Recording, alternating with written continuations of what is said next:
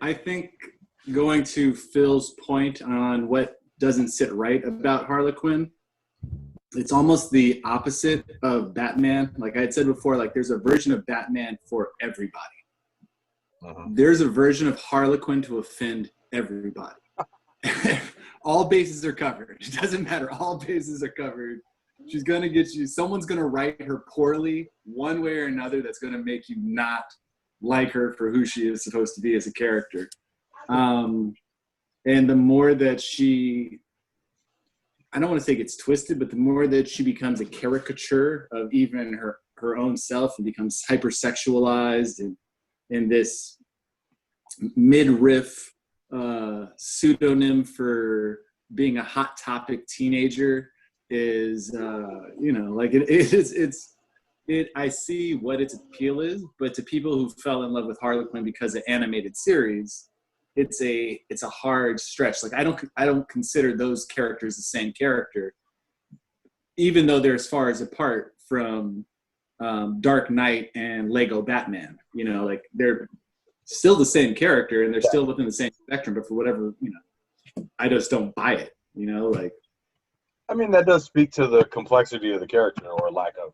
Well, I'll say one thing. The one of the problems with her is that a lot of writers are trying to push her in a way that it's not helpful. Like the fact that they made her bisexual and have a relationship with Poison Ivy just seems like they were just throwing that in there, and it doesn't help the LGBTQ community at all being represented. I 100% disagree, and I say that because that's the attitude I had, and I actually posted something about that I think 2 prides ago, and one of my friends from Seattle who is she's a transgender MTF, and she was like, no, like I love that representation. Like this is a character that I love, and they've taken them from being these sexualized objects to like them being a Bonnie and Clyde, Thelma and Louise type gang, and that they found their own power because all of a sudden Harley Quinn didn't need Joker to be herself, and Poison Ivy wasn't just this distraction before the big villain came up. And I agree. Like I realized at that point, it's not that I had to like it. It wasn't written for me. Like it just wasn't, and it wasn't hitting my ear the same way that it was hitting her ear. And I was like, oh, okay, like, like I have to go beyond myself, because I agree with you. Like, I think it's a hypersexualized fan fiction, but that's not the way it reads for everybody.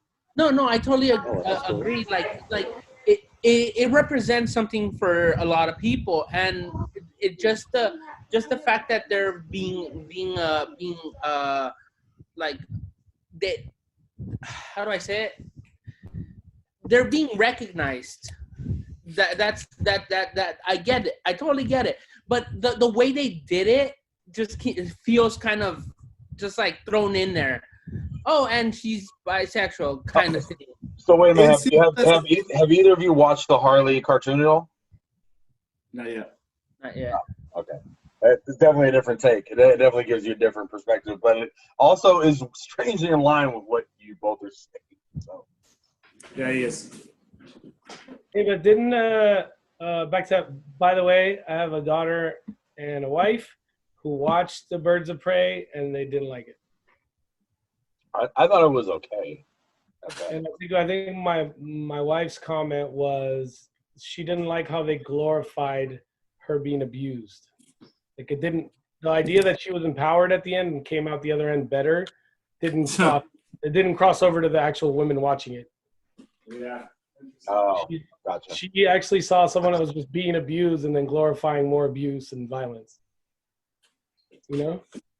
Yeah, no, totally. That makes sense. And this is women. This is not me. This is women. You know what I'm saying? It's women. No, exactly. No, the idea that, I mean, you're already dealing with a nuanced thing. It's not it's not an origin story where your entire planet's blowing up, or some mysterious mugger is shooting you in the shooting your parents in the alley. Like, this is someone that you love every day beating you, and you're going back for more, and that gives you your power.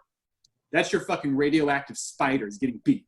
You know, like, it's a bad foundation to start a character. And I honestly, it's one of the reasons why I do have issues, and I hope that they continue to develop Harley Quinn, because she is so popular. She's not going to go away. So, like, how do you make her empowered without having her be a victim that's propaganda for abuse, like you're saying, you know? Yeah. Be the leader of the Suicide Squad. Well, the other thing is that I've been watching it recently too, the old animated series. By the way, it's amazing. But yeah.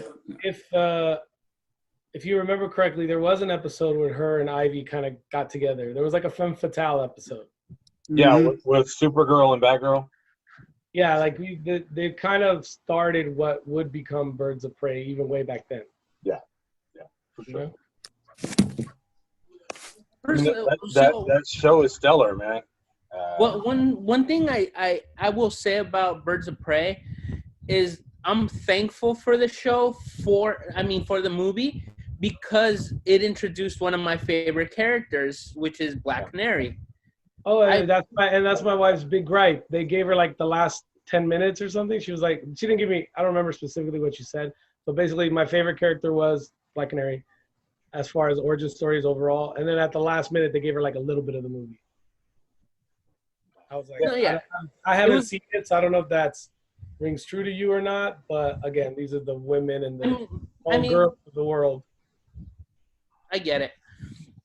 Well, let me ask you something. Have any of you seen the Stargirl series yet? No. Okay, so I've been here having a conversation with you guys. The door just opened, and it was Jen. Like, did you just say Stargirl was stellar? And I don't know if that was a commentary on my dad joke, possibly, or that I actually said I like the show. There's certain things that you watch to fall asleep to. It used to be The Flash for me, because it was running 100% accuracy every time. I put that shit on, I'm asleep in 10 minutes. Stargirl was really good. Like, the first 2 episodes had fucking Solomon Grundy. They had all kinds of people up in there. Janice is all up in there, and then all of a sudden it became, CW show. It's a teen show, and I can't make it through episode 3.